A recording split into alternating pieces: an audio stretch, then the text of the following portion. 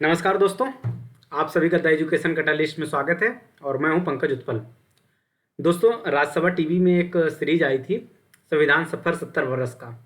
उसमें क्या है कि जो 1950 के बाद कई सारे संवैधानिक बदलाव हुए थे, उन सब के बारे में क्या है एक सिलसिलेवार ढंग से उसमें बताया गया था। जिसमें आपका जीएसटी हो गया, 42वां संविधान संशोधन हो गया, विशाखा गाइडलाइंस के बाद जो महिलाओं से संबंधित विधेयक आया था उसके बारे में बात हो गई, मनरेगा के बारे में बात हो गई, या फिर जम्मू कश्मीर का भी हाल फिलहाल का अमेंडमेंट हो उसके बारे में बात हो गई। इन सब के बारे में क्या उसमें सिलसिलेवार ढंग से बताया गया था। कई सारे वीडियो हैं, तो मेरे मन में एक विचार आया क्यों ना कि आपको उन सारे वीडियो का जो सार है उसको यहाँ पर एक छोटे फॉर्मेट में उसका जो क्रक्स है वो आपके सामने रखा जाए।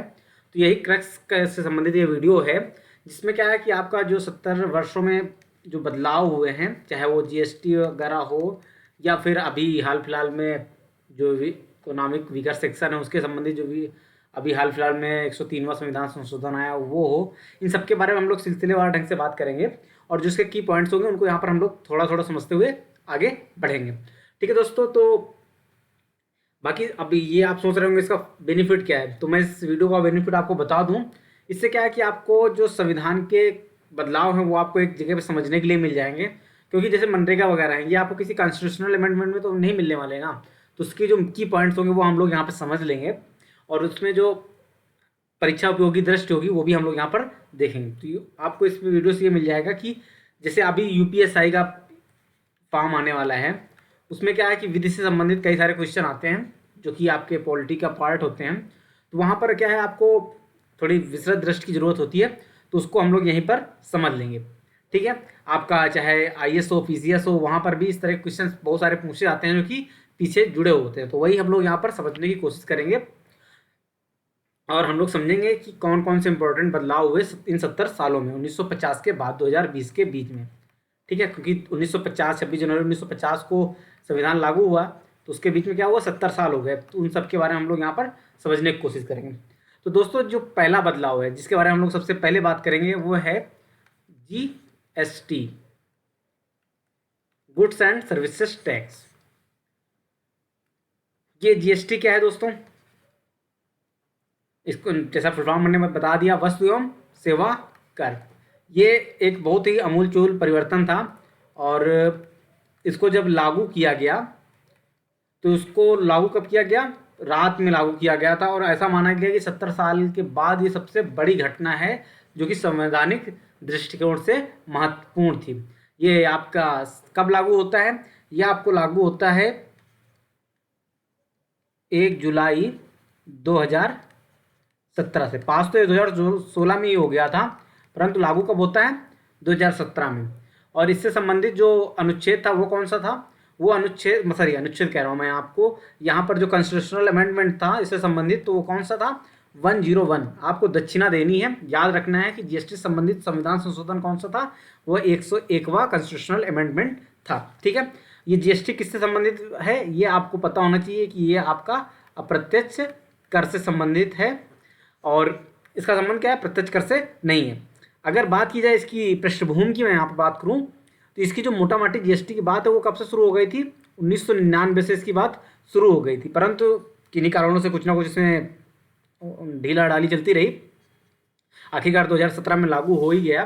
उसमें कई सारी कैटेगरीज बनी, उनकी अलग चर्चा होगी, जीएसटी अलग से पढ़ने का विषय है, लेकिन यहाँ पर हम लोग क्योंकि संविधान सुधारों के रूप में देख रहे हैं तो इतना समझ लेते हैं। और 1999 में बात शुरू होती है और उस समय वेस्ट बंगाल के जो फाइनेंस मिनिस्टर होते हैं असीम दास गुप्ता, उनके अध्यक्षता में क्या है एक कमेटी का गठन कर दिया जाता है।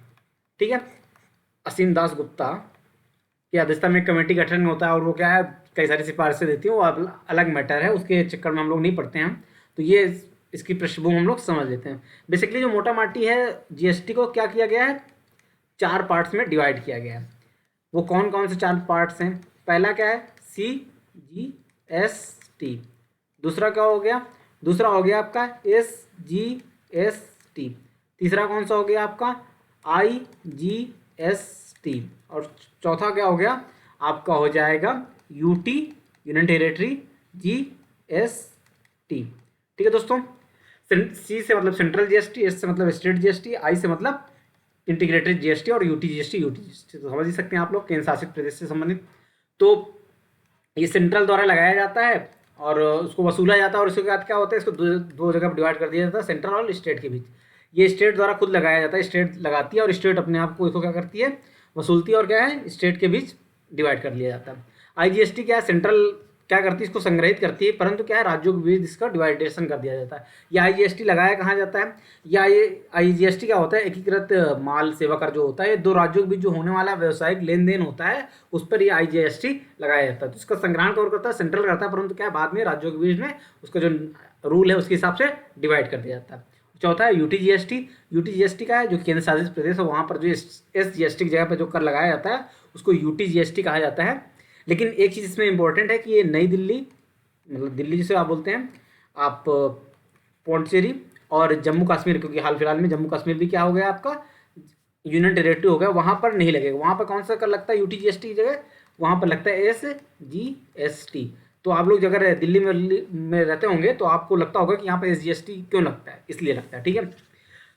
तो अगर ये था उसका मोटा माटी बात है जो जीएसटी संबंधित थी, जो कि आपके परीक्षा के हिसाब से इम्पोर्टेंट भी है। ये करता क्या है, ये एक कर प्रणाली को जन्म देता है। जीएसटी एक कर प्रणाली पूरे देश में लागू करता है, और क्या है, वस्तुओं को इससे माना यह जाता है कि ये वस्तुओं को क्या करेगा, सस्ता करेगा। कर रहा है या महंगा कर रहा है वो तो अलग चीज़ है, क्योंकि बहुत सारी इसमें अभी लूप होल्स भी हैं, ठीक है। वस्तुओं को सस्ता करना इसका उद्देश्य है। और क्या है, ये माना यह गया कि ये जो इंटरनेशनल है उसमें क्या है, भारत की साख का निर्माण करेगा। कैसे निर्माण करेगा, ऐसा माना गया कि जब एक कर होगा तो लोगों को समझ में ज़्यादा बेहतर तरीके से आएगा। तो इंटरनेशनल भारत की साख का निर्माण करेगा। तो ये इसमें जीएसटी संबंधित क्या है, मोटी मोटी चीज़ें हो गई जो हमें समझना था। और बाकी इसके बहुत सारे और चीज़ें हैं कि किनको अभी जो कई सारे मुद्दे भी चल रहे हैं कि जैसे अभी कि पेट्रोल डीजल को क्या है जीएसटी के अंतर्गत लाया जाए या ना लाया जाए, इन सब के बारे में थोड़ा थोड़ा हमें जानना चाहिए, लेकिन वो हम अलग से पढ़ेंगे जब जीएसटी पढ़ेंगे, ठीक है। अगला कर संशोधन क्या है दोस्तों, वो जानते हैं। अब सॉरी, कर संशोधन कह रहे हैं। अगला जो महत्वपूर्ण बदलाव हुआ है वो किससे संबंधित है, वो संबंधित है आपका, वो है आपका मोटर वाहन संशोधन अधिनियम। ये कब आया दोस्तों, मोटर वाहन संशोधन अधिनियम। इसकी काफ़ी चर्चा आप लोगों ने सुनी होगी, कई सारे लोगों का बहुत लंबा बिल कट गया। ये आपका आया था 2019 में, मोटर वाहन संशोधन अधिनियम 2019 में आया था, ठीक है। ऐसा माना जाता है कि कई सारे जो रिसर्च पेपर आए हुए हैं उनमें माना जाता है कि जो सड़क दुर्घटनाओं की जो कुल मृत्यु होती है उसकी 10% मृत्यु कहाँ पे हो जाती है दोस्तों, उसकी 10% मृत्यु तो केवल भारत में हो जाती है। समझ सकते हैं आप लोग कि अगर सपोज करिए विश्व में 100 लोग मरे हैं, किससे, वाहन दुर्घटना से, तो उनमें से क्या है 10 लोग क्या होंगे, वो इंडिया के होंगे। तो आप समझ सकते हैं इसकी भयावहता कितनी ज़्यादा है। तो ये लागू कब से होता है आपका, 1 सितंबर 2019 से आपका लागू हो गया। इसमें क्या है कि पहले जो 1988 वाला कानून था ये किसमें बदलाव करके आया था, 1988 में बदलाव करके आया था।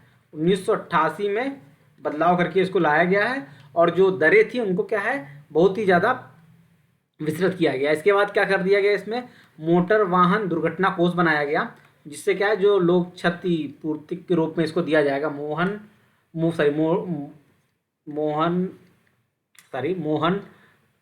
क्या है, हो क्या रहा है, दुर्घटना कोष बनाया गया, ठीक है। मोटर वाहन दुर्घटना कोष का निर्माण किया जाएगा, ठीक है। तो क्या करें, केंद्र बनाया गया, इसको केंद्र बनाएगा, जिसमें क्या है कि जो लोग दुर्घटना से ग्रसित हैं उनको लिए कुछ मदद देने की व्यवस्था की जाएगी, ठीक है। ये क्या करेगा, अनिवार्य बीमा कवच प्रदान करने का इसमें बात कही गई, अनिवार्य बीमा कवच प्रदान किया जाएगा, ठीक है। और जैसे हिट एंड रन वाले मामला होते हैं, कई बार आप लोगों ने सुना होगा, किसका नाम, हिट एंड रन के केस में सलमान खान का। तो जो अगर किसी कोई आपको सलमान खान से आपका भी क्या हो जाता है, संपर्क हो जाता है, भगवान करे ना हो, अगर हो भी जाता है तो क्या होगा कि पहले मृत्यु की स्थिति में क्या होता था, 25 एक न्यूनतम मुआवजा जो मिलता था वो क्या था, 25,000 था, ठीक है। उसको बढ़ा के सरकार ने कितना कर दिया है, वो आपको बढ़ाकर हो गया 2 लाख रुपए हो गया हिट एंड रन के केस में। ये क्या हुआ है, आफ्टर जो यही मोटर वाहन दुर्घटना जो अधिनियम आया है, मोटर वाहन संशोधन अधिनियम 2019, उसके बाद ये सारे बदलाव आपको देखने के लिए मिलेंगे, ठीक है। और जैसे सपोज करिए ये किसके स्थिति में है, मृत्यु की स्थिति में। अगर आपकी दुर्घटना मतलब क्या होता है, चोट आ जाती है, चोट की स्थिति में पहले क्या था, वो था पहले 12,500 रुपये, अब उसको कितना कर दिया गया बढ़ा के 50,000 रुपये कर दिया गया है चोट की स्थिति में, ठीक है। और इस जो बिल में इसमें बात की गई कि एक राष्ट्रीय सड़क सुरक्षा बोर्ड का गठन किया जाएगा। राष्ट्रीय सड़क सुरक्षा बोर्ड का क्या किया जाएगा, प्रावधान किया जाएगा। ये बोर्ड करेगा क्या भाई, व्हाइट बोर्ड में पढ़ाएगा क्या, नहीं पढ़ाएगा नहीं दोस्तों। ये काम क्या करेगा, केंद्र और राज्य क्या करेगा, सेंट्रल एंड स्टेट को ये सलाह देगा कि क्या है इनमें कैसे प्रबंधन किया जाए, जो इतनी सारी घटनाएं हो रही हैं। तो सेंट्रल और स्टेट को प्रबंधन के बारे में क्या करेगा, सुझाव देगा, को प्रबंधन के बारे में, जो दुर्घटना प्रबंधन है के बारे में सलाह देगा। और क्या करेगा दोस्तों, और ये जो रख रखाव है इन सबको, जो बहुत सारे दुर्घटना के लिए जिम्मेदार होते हैं उनके बारे में क्या है, ये सलाह देने का काम करेगा। अब दंड क्या है, जो नए बहुत सारे आप लोगों ने सुना होगा, किसी का 1 लाख का बिल कटा जा रहा है, किसी का 50,000 की स्कूटी नहीं है, 70,000 का उसका चालान कट गया। तो चालान के रेट बहुत सारी चीज़ों में बढ़ गए हैं, जैसे आपका लिक्वर एंड ड्रग्स के मामले में बढ़ गया है, शराब एंड ड्रग्स के मामले में अगर किस आप क्या है भैया शराब वराब पी की गाड़ी वाड़ी चलाते हैं, तो पहले क्या था, कुछ दंड कम था, अब उसकी सीमा क्या हो गई है, 2,000 से बढ़ाकर कितनी कर दी गई है, 10,000 रुपये कर दिया गया, ठीक है। ये राज्य अपने अपने हिसाब से लागू कर सकते हैं, ठीक है। अगर कोई कंपनी जो मोहन, मुझे वो बार बार मोहन पता नहीं क्यों आता है, वो कैंसर वाला आपको याद नहीं है, मोहन निकल रहा है, ठीक है। मोटर वाहन जो मैन्युफैक्चरर एसोसिएशन होता है, वो क्या करेगा, अगर मोटर वाहन में क्या मैन्युफैक्चरिंग में कोई प्रॉब्लम करता है, जो कि सरकार के नॉर्म्स हैं उनके हिसाब से काम नहीं करता है, तो उसमें क्या है, सरकार उनके ऊपर क्या लगा सकती है, अब दंड लगा सकती है, मानदंडों का पालन ना करने पर, ठीक है। जो भी सरकार मानदंड बनाए, ठीक है, तो आपको क्या है, जो भी कंपनी होगी उस पर दंड हो सकता है। दंड कितना होगा, 100 करोड़ रुपए लग सकता है, क्योंकि कंपनी है, थोड़ा बहुत तो लगेगा नहीं। और उसको 1 वर्ष, जो उसका प्रमोटर होगा 1 वर्ष की सजा भी हो सकती है कंपनी के मालिक को, ठीक है, कंपनी पर ये लगाया जा सकता है। तो सरकार ने कुछ प्रयास किए कि मैन्युफैक्चरिंग डिफेक्ट कम से कम हो। और सपोज करिए कोई सड़क के डिजाइन में कोई प्रॉब्लम है, रोड के डिजाइन में प्रॉब्लम होने पर, मतलब मैन्युफैक्चरिंग में, ठीक है, तो उसमें क्या है, उस पर जो उसका ठेकेदार होगा उस पर 1 लाख रुपए का जुर्माना लगाया जा सकता है, जिससे क्या है वो थोड़ा सा सही से रोड बनाए। और ये सरकार ने जुर्माने के रेट वगैरह तय किए, इनमें क्या है, आपको 10% क्या है हर साल क्या है बढ़ाने का अधिकार भी है, किसके पास, जो राज्य सरकारें जो इसको लागू करने का काम करती हैं, आरटीओ वगैरह, मतलब कमाई अपनी और बढ़ा सकते हैं, 10% प्रतिवर्ष बढ़ा सकते हैं। तो ये मोटा मोटी बातें थी जो कि किससे, मोटर वाहन संशोधन विधेयक से संबंधित थी, जो कि 1988 के बाद 2019 में जाके बदलता है। तो बाकी और भी चीज़ें हैं, लेकिन इतनी इंपॉर्टेंट नहीं, जो कि आपको यहाँ पर समझनी चाहिए, ठीक है। तो हम लोग आगे चलते हैं, अब बात करते हैं 103वां संविधान संशोधन के बारे में। अब ये बताइए किससे संबंधित है आप लोग, मेरे प्रिय दोस्तों, मुझे उम्मीद है आपको ये पता होगा। ये किससे संबंधित है, ये दोस्तों बेसिकली संबंधित है जो इकोनॉमिक वीकर सेक्शन है, ठीक है, उससे संबंधित है। उनको क्या है, जो समाज के निम्न तबके के लोग हैं, निम्न तबके से तात्पर्य यहाँ पर क्या है, जो जिनके पास आर्थिक रूप से निम्न तबके लोग, ठीक है, आर्थिक, ना कि अन्य किसी कारणों से, आर्थिक लोगों को जो कमज़ोर हैं उनके लिए बिल आया था। और इसने क्या है, ये 12 जनवरी 2019 को स्वीकृत हो गया और ये फिलहाल लागू है। और कई सारी वैकेंसीज और विश्वविद्यालयों में आपको देखने के लिए मिल जाता है, ठीक है। तो ये बेसिकली 103वां संविधान संशोधन अधिनियम के रूप में पारित हुआ, लेकिन ये आया किसके रूप में था, 124वां जो संविधान संशोधन था उसके रूप में आया था। तो इसमें ये चीज़ मोटी मोटी हैं। और इसने बदलाव किसमें किया है, इसके लिए बदलाव किए गए हैं आर्टिकल 15 एंड 16 पे, ठीक है। उसके बाद उसमें बदलाव करके क्या किया गया है, शैक्षिक लोगों का आरक्षण को क्या माना गया, वैध माना गया, ठीक है। ऑलरेडी हमारे जो नीति निर्देशक तत्व हैं उसमें जो आर्टिकल 46 है वो इन्हीं से संबंधित था। क्या उसमें क्या कहता है, जो कमजोर वर्गों के संरक्षण की बात होती है, तो कमजोर वर्गों से तात्पर्य क्या है, आर्टिकल 46 नीति निर्देशक तत्वों का है कमजोर वर्गों का संरक्षण, ठीक है। ये शैक्षिक और आर्थिक हितों की बात करता है, शैक्षिक और आर्थिक हितों की बात करता है, ठीक है। तो इसके लिए किया क्या गया, इसमें 10%, जो 50% की सीमा उसके बाद गया है 10% अलग से आरक्षण दिया जाएगा, अलग से रिजर्वेशन की बात की गई, ठीक है। तो ये चीज़ है। और इसके लिए कुछ उन्होंने नॉर्म्स रखे, कुछ कंडीशन रखी, टर्म एंड कंडीशन भी थे। क्या क्या है कि आपकी जो सालाना आय है, ईयरली इनकम है आपकी, वो कितनी नहीं होनी चाहिए, वो आपकी 8 लाख से ज़्यादा नहीं होनी चाहिए। अगर 8 लाख से ज़्यादा है तो आप इकोनॉमिक वीकर सेक्शन में नहीं आएंगे, ठीक है। अगर आपके पास जो 5 एकड़ है, एकड़ भूमि से अगर आपके पास ज़्यादा है, 5 एकड़ से ज़्यादा कृषि भूमि है, तो भी आप इसके लिए योग्य नहीं है, ठीक है। तो ये भी आपके लिए इम्पोर्टेंट बात है। अगर आपके पास जो नगरीय क्षेत्र, सूचित नगरीय क्षेत्र है, उनमें क्या है, आपके पास 100 गज से बड़ा का प्लाट है आपके पास या मकान है, तो क्या है, आप इसके लिए आप योग्य नहीं है मकान, ठीक है, शहरी क्षेत्रों में। पहली बात ये है नगरीय क्षेत्र, ठीक है। और गैर सूचित क्षेत्रों में, सपोज करिए किसी गैर सूचित क्षेत्र में है, जो नगरीय क्षेत्र गैर सूचित है, उसमें अगर आपके पास 200 गज का है तो भी आप किसके लिए, ईडब्ल्यूएस के लिए एलिजिबल नहीं होंगे, ठीक है दोस्तों। तो ये 103वां संविधान संशोधन अगर आपके पास आ जाए तो आप क्या है, बता सकते हैं ये किससे संबंधित है और कैसे कैसे चीज़ें हैं इसमें, ठीक है। एक बहुत विवादित विधेयक इसी बीच में आया, और वो क्या था, वो मतलब आप लोगों ने शायद सुन रखा होगा, वो था मुस्लिम महिलाओं से संबंधित, मुस्लिम महिला विवाह पर अधिकारों का संरक्षण करके आया था, विवाह पर अधिकारों का संरक्षण, ठीक है। विधेयक कब आया, 2019 में, जिसमें ट्रिपल तलाक वगैरह क्या कर दिया गया है, बैन कर दिया गया, ठीक है। ये किस किस बेसिस पे लाया गया था, ये आपका जेंडर इक्वलिटी के आधार पर लाया गया, ठीक है। और माना यह गया है कि सेक्युलरिज्म इससे बढ़ावा मिलेगा, ठीक है।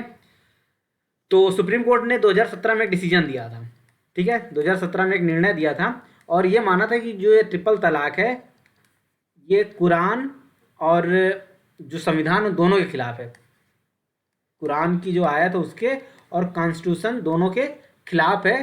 क्या ये ट्रिपल तलाक है, ये दोनों के खिलाफ है।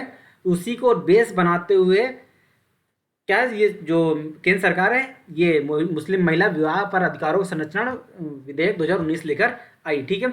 और सरकार ने ये भी माना कि जो आर्टिकल 14 है और आर्टिकल 21 है, ठीक है, 14 एंड 21, इनमें क्या है, ये इनके विरोधाभासी है और इनके लिए अच्छा नहीं है। जो आर्टिकल 21 क्या कहता है, जीवन जीने की स्वतंत्रता देता है आपको, तो क्या है उसमें गरिमापूर्ण जीवन की भी बात है, तो उन सबका क्या है, ये ट्रिपल तलाक विरोध करता है, ठीक है।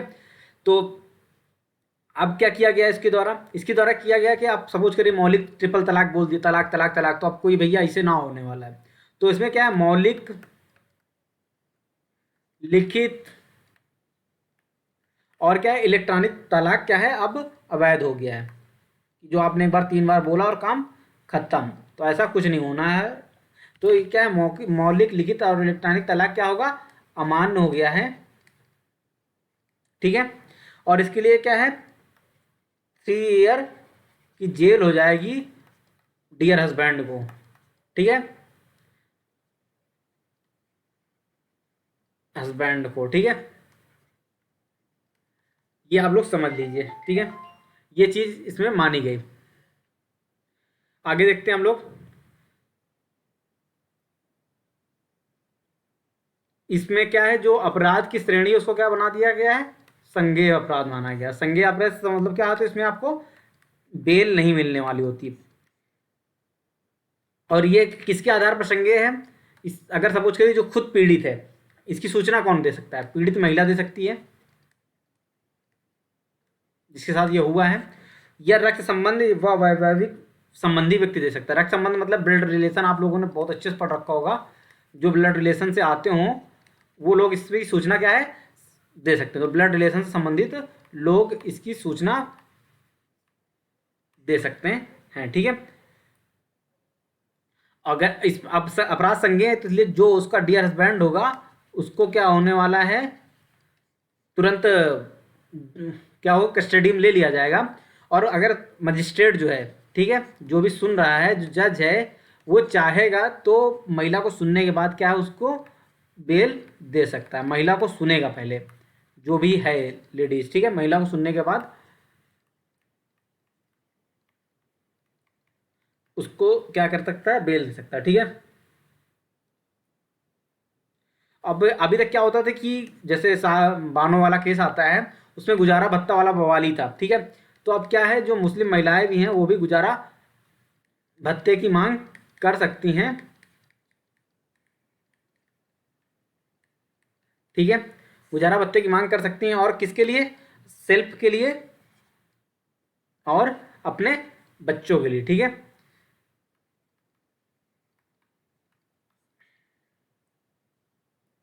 ठीक है, तो ये मोटा माटी बात हो गई जो कि मुस्लिम महिला विवाह पर अधिकारों के संरक्षण से संबंधित था, ठीक है दोस्तों। तो मुझे उम्मीद है कि आप लोगों को शायद समझ में आया होगा।